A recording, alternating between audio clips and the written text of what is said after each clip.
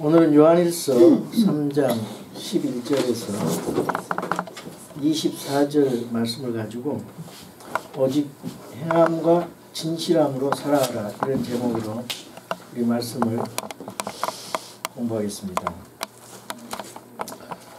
우선에 그 11절에서 17절에 보시면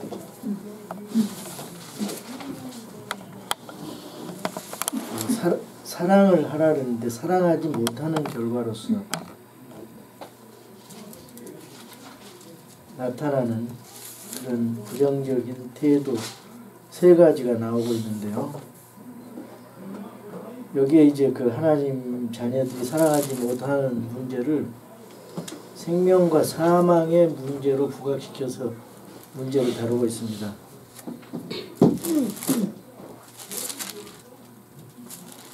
그 11절에서 12절까지는 살인에 대한 내용에 대해서 나오고 있어요. 이 살인은 미워하는 마음의 동기에서 나오는 거죠. 최초의 살인자는 가인이었다. 가인이 아벨을 죽인 이유는 사탄에게 속해 있었기 때문에 미운 마음에서 동생 아벨을 죽였습니다. 마귀는 요한복음 8장 44절에 보면은 마귀 정체가 나오죠. 살인자요 거짓말쟁이라고 말씀하고 있습니다. 그 가인은 우상에게 제물을 드린 것이 아니라 하나님께 제물을 드렸죠. 희생헌물을. 가인이 아벨보다 먼저 드리는 열심이 있었고, 가인은 예배도 하고 헌금도 하는 오늘날 그런 사람이라고 볼 수가 있어요. 그런데도 그는 악한 자인 사탄에게 속해서 악을 행하고 그와 그의 제물은 받아들이지 않았다고 성경은 말씀합니다. 종교를 대표하는 인물이 바로 가인입니다. 아벨은 하나님 말씀에 근거해서 마음의 겸손과 하나님의 뜻을 쫓아 마음을 드리고 희생 헌물을 피해 헌물을 드렸습니다. 그래서 하나님께서 가인과 그의 제물은 받아지지 않고 아벨과 그의 희생 헌물은 받아졌습니다. 그래서 성경은 가인의 길로 가지 말라 그랬어요. 그거는 바로 살인의 길이고 미움의 길. 하나님은 사랑이시고 진리이시기 때문에 우리가 이제 가인처럼 살인하지 않았을지라도 우리에게 미워하는 마음이 있다면 그것은 이미 형제를 살인한 자라고 예수님께서 말씀하셨습니다. 그리스도인들은 순간적으로 형제를 미워할 수 있지만 계속해서 형제를 미워하는 자리에 있을 수가 없는 거죠. 금방 회개하고 다시 형제 사랑의 마음으로 돌이켜야 정상적인 마음입니다. 그것이 바로 신자와 불신자의 차이입니다. 요한일서 3장 11절에서 12절을 한번 읽겠습니다. 같이 읽겠습니다. 이는 우리가 서로 사랑해야 한다는 이 소식이 너희가 처음부터 들은 소식이기 때문이라. 가인과 같이 되지 말라. 그는 저 사악한 자에게 속하여 자기 형제를 죽였는데 그가 무슨 이유로 그를 죽였느냐. 자기 행위는 악하되 자기 형제의 행위는 의롭기 때문이라. 예.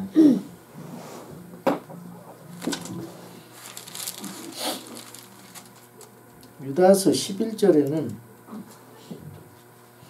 그들에게 화가 있을지어다 그들이 가인의 길로 갔으며 대가를 바라고 발람의 잘못을 따라 탐욕을 내며 달려갔고 고라의 반역 가운데서 멸망하였도다. 거짓 대언자들에 대해서 얘기하면서 그런 말씀을 그 과거에 배도한 자들에 대해서 말하면서 그런 말씀을 하고 있어요. 가인의 길. 예, 살인의 길, 미움의 길입니다. 그 다음에 이제 그 13절에서 15절은 미움에 대한 내용이 있어요. 우리 크리스천들을 세상이 미워한다 그랬죠. 왜냐하면 예수님을 미워했기 때문에 당연히 미움을 받는다 그랬습니다. 미움은 살인의 시작입니다. 행위 결과가 중요하죠. 그렇지만 더 중요한 것은 그 결과 이전에 나타나는 그 동기입니다. 무엇을 했느냐보다 어떻게 했느냐 하는 물음이 더 중요합니다. 주님은 미움이나 분노 이런 동기 문제를 중요하게 다루십니다. 13절에서 15절 한번 한 목소리 읽겠습니다. 내 형제들아 세상이 너희를 미워하거든 이상히 여기지 말라. 우리가 형제들을 사랑함으로 사망에서 생명으로 옮겨간 줄을 우리가 알고 자기 형제를 사랑하지 아니하는 자는 사망 안에 거하느니라. 누구든지 자기 형제를 미워하는 자는 살인하는 자니 살인하는 자 속에는 영원한 생명이 거하지 아니하는 줄을 너희가 아느니라. 여기 14절과 15절이 굉장히 중요한 말씀이 있어요. 우리가 형제들을 사랑함으로 사망에서 생명으로 옮겨졌다 그랬어요. 그리고 자기 형제를 사랑하지 아니하는 자는 사망 안에 거한다고 생명과 사망의 문제로 형제 사랑에 대한 것을 다루고 있습니다. 누구든지 자기 형제를 미워하는 자는 살인하는 자니 살인하는 자 속에는 영원한 생명이 거하지 아니하는 줄 너희가 아느니라. 살인하는 자 속에 영원한 생명이 거하지 않는다 그러면서 형제 사랑에 대해서 이렇게 강조를 하고 계십니다. 그래서 이 미워하는 마음 극복해야 됩니다. 믿음으로 극복해야 돼요. 지체를 미워하는 마음, 시기하는 마음, 살인죄에 해당됩니다. 그리고 이제 그 16절에서 17절에는 무관심에 대해서 말씀하고 있죠. 그 관심이 필요한 사람을 외면하고 있다면 하나님의 사랑이 그 속에 있다고 말할 수 없다고 말합니다. 그 우리가 요한복음 3장 16절과 요한일서 3장 16절이 같은 3장 16절인데요. 참 유명한 구절이죠. 연관이 있습니다. 하나님의 사랑을 체험한 사람은 사랑이 필요한 사람들에게 베풀어야 됩니다. 그래서 요한일서 3장 16절은 요한복음 3장 16절의 적용이거나 또는 실천에 대한 내용입니다. 우리 3장 16절 한번 읽어보겠습니다. 하나님께서 우리를 위해 자신의 생명을 내놓으셨으므로 이로써 우리가 그분의 사랑을 깨닫나니 우리가 형제들을 위해 우리의 사랑을 내놓는 것이 마땅하니라. 참 그 교회가 주님의 몸된 주님의 피로 산 교회잖아요. 그리고 주님의 몸이잖아요. 그 지체들이 서로 원수같이 싸워요. 교회들이. 자기의 적을 잘 몰라요. 우리의 적은 사탄이고 사탄의 세력이죠. 체계죠. 그런데 형제들하고 교회 안에서 싸우고 있어요. 굉장히 잘못된 거 하나님 앞에 잘못된 일을 하고 있습니다.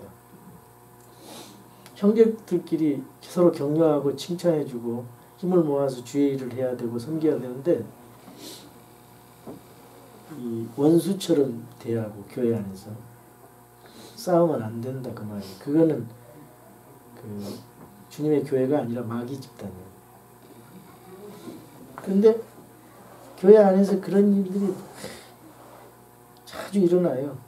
교회가 문제가 되고 그렇습니다.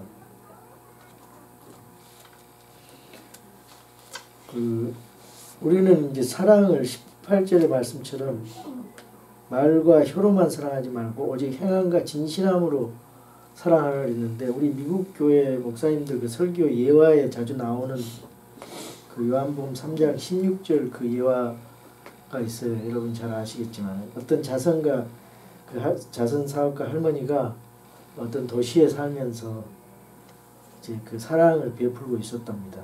그래서 여기 그 소리기습을 들은 부모 없는 그 고아 소년이 신문팔이를 하고 있었는데, 그 눈보라치는 거리를 걷다가 무척 굶주려 있었습니다.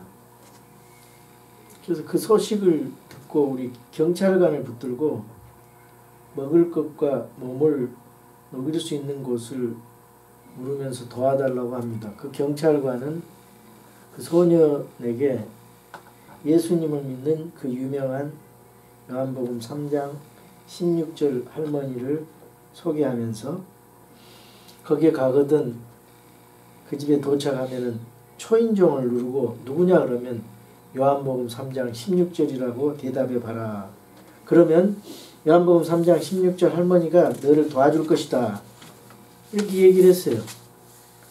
그 소년이 가서 시키는 대로 초인종을 누르고 누구냐 그러니까 요한복음 3장 16절 하니까 문이 드르륵 열렸어요. 그 소년은 생각하기를 요한복음 3장 16절이 뭔지는 모르지만은 닫힌 문을 열어주는 것이구나 생각을 했습니다. 그래서 그 문이 열리고 나서 할머니가 얼어붙은 몸을 따뜻한 난로가에 쬐라고 말을 했습니다.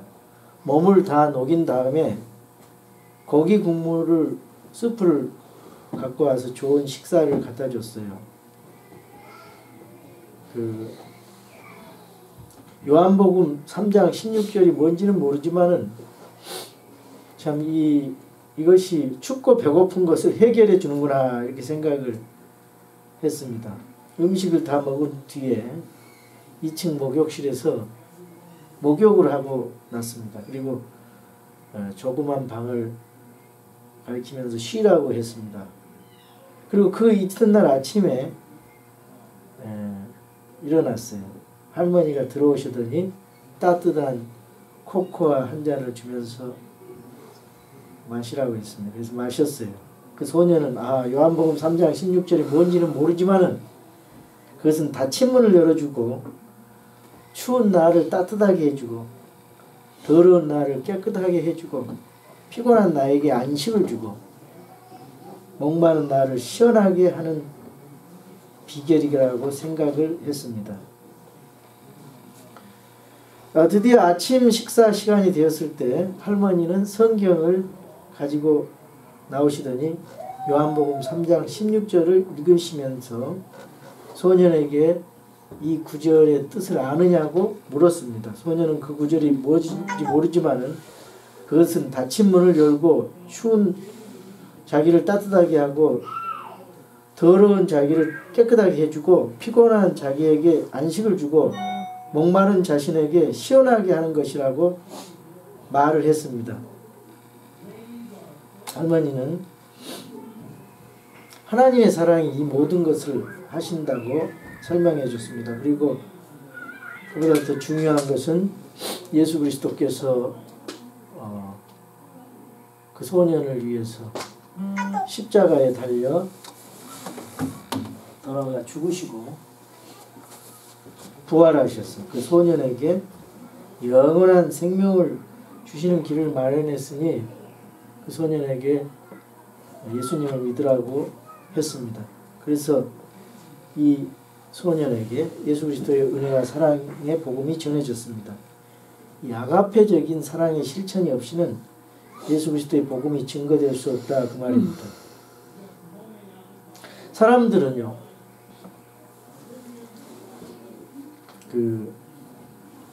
참 어떤 모순적인 행동을 많이 해요. 옛날에 미국의 초창기에 청교도들이 기독교인으로서 성경책을 읽으면서요 노예를 그냥 심하게 부리잖아요. 얼마나 모순적이에요. 그리고 어떤 귀부인 얘기인가 그런 책에 보면은 어떤 그리스도인 부인이 추운 겨울날 마부를 데리고 극장에 가서 이제 극장에서 드라마를 봤어요. 근데 불쌍한 사람을 외면하는 그 극 중에 나오는 인물을 향해 욕설을 퍼붓더랍니다.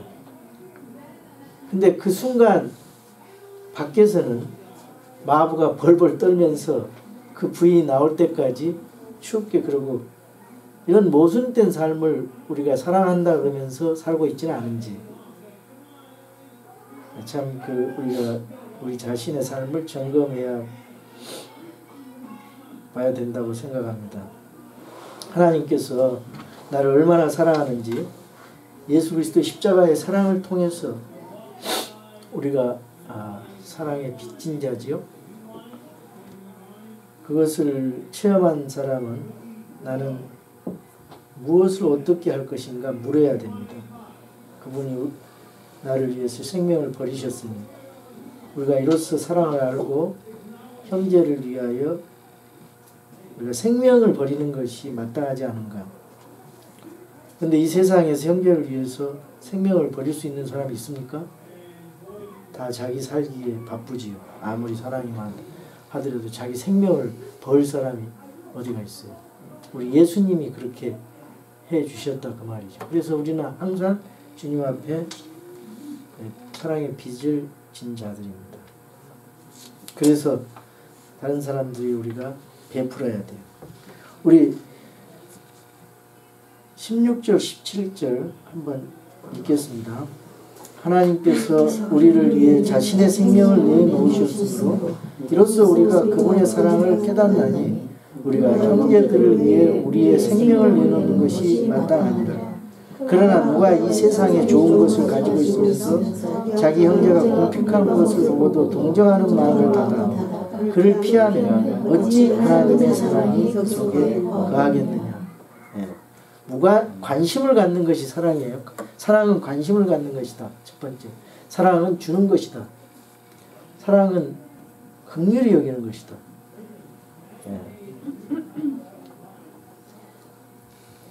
그래서 이 18절에 이제 나의 어린 자녀들아, 우리가 말과 혀로만 사랑하지 말고 오직 행함과 진실함으로 하자. 이것이 주님이 우리를 사랑하신 그 사랑입니다. 참된 사랑은 그래서 우리의 신앙을 확실하게 만들어줍니다. 그리고 여기 쭉 뒤에 보면은 참된 사랑, 진정한 사랑은 또 기도의 응답을 풍성하게 받는다 그랬어요. 기도 응답을. 그리고 진정한 사랑은 주님과 깊은 교제 속에 들어갈 수 있다. 그런 말씀으로 진정한 사랑의 삶이 가져올 수 있는 결과 세 가지가 나타나는데요. 첫 번째로 신앙의 확실성입니다. 그 19절에서 20절을 한번 읽어봅시다. 이로써 우리가 진리에 속한 줄을 알고 또 그분 앞에서 우리의 마음을 확고히 하리로다. 만일 마음이 우리를 정죄한다면 하나님은 우리 마음보다 크시고 모든 것을 다 아시느니라. 그 당시에 이제 요한일서의 그 배경에 나오는 영지주의자들은 자기들만이 하늘에 속한 어떤 영적 지식을 갖고 있다고 생각했습니다. 신비한 그런 지식을 자기네들만 독점하고 있는 사람처럼 주장했습니다. 그래서 요한은 그 지식적으로만 사는 것이 아니고 우리 삶 속에서 이렇게 살아야 된다, 이런 사랑의 삶에 도전을 주는 것입니다. 참된 그런 확신은 단순히 어떤 지식을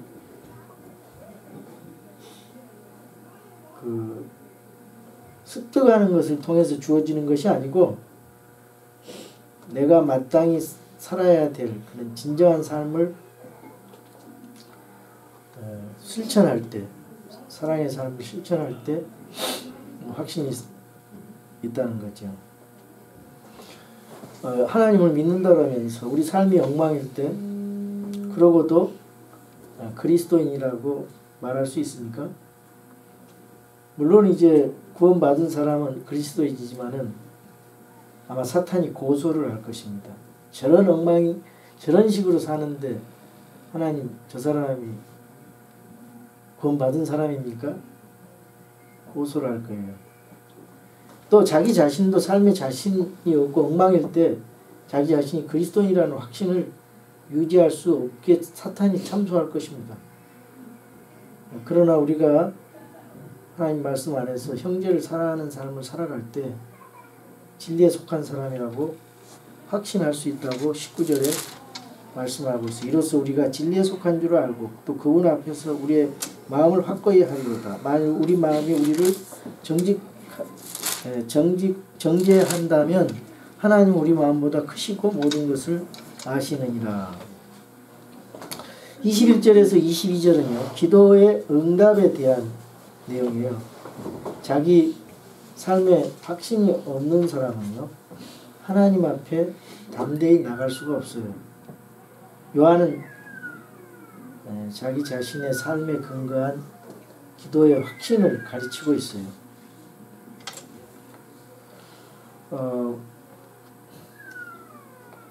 무디 목사가 교회 부흥회를 인도하면서 참석한 사람들에게 믿지 않는 자들을 데리고 와서 주님께로 인도하는 기도를 그들을 위해 하라고 했습니다. 어떤 사람이 자기 아들을 인도하기 위해서 기도 제목을 내놓고 마음을 다해 기도했습니다. 그래도 아들은 부흥 전도대회에 나오지 않고 그 부모 말을 무시하고 안 나왔습니다. 그래서 그 부모가 무디 목사에게 왜 하나님이 자신의 기도에 응답하지 않은지 물어봤답니다. 그래서 무디는 혹시 그 어떤 삶 속에서 누구하고 잘못된 관계를 맺은 일이 없는지 물었다고 합니다. 그런데 그 말을 듣는 순간 자기 교회 안에서 인사도 친절하지 하지 않고 그 사람의 얼굴을 이렇게 인사도 하지도 않고 마음속에 어떤 벽을 가지고 미워하는 마음을 가지면서 그렇게 살고 있다는 걸 사실대로 말을 했습니다. 그랬더니 그것을 그 사람과 잘못을 용서를 빌고 또 해결하고 기도해보라고 했습니다. 그렇게 했더니 이분의 마음속에 하나님이 자신의 기도를 응답하신다는 확신이 서기 시작했답니다. 그 마지막 날 자신의 아들이 스스로 교회에 와서 설교를 듣고 구원을 받는 역사가 일어났다고 그런 간증이 있습니다. 오늘 하나님과 나 사이에 기도의 응답이 이루어지지 않고 막혀 있다면은 내가 혹시 사랑의 실천이 없기 때문이 아닌지 본문은 그것을 점검하라고 우리들에게 도전을 주고 있습니다. 그래서 22절에 무엇이든지 우리가 구하는 것을 그분에게서 받나니 이는 우리가 그분의 명령들을 지키고 그분의 눈앞에서 기쁨이 되는 그 일들을 행하기 때문이라. 무엇이든지 우리가 구하는 것을 그분에게 받는다. 이 구절은 모두가 좋아하는 구절입니다. 그러나 이것이 이루어지기 위해서는 그 다음 부분이 중요해요. 그분의 명령들을 지키고 그분의 눈앞에서 기쁨이 되는 그 일들을 행했는가. 그 행하는 자에게 주님이 응답하신다고 그러거든요. 21절에 사랑하는 자들아 만일 우리 마음이 우리를 정죄하지 아니하면 우리가 하나님을 향해 확신을 갖고 우리 자신의 마음을 정죄할 것이 없고 떳떳하다면 우리가 하나님을 향해서 확신을 갖고 우리가 무엇이든지 우리가 구하는 것을 그분에게서 받나니 그죠? 기도 응답 받는다고 말이에요. 이는 우리가 그분의 명령들을 짓고 그분의 눈앞에서 기쁨이 되는 그 일들을 행하기 때문이라. 사랑의 실천을 하라 그 말이죠.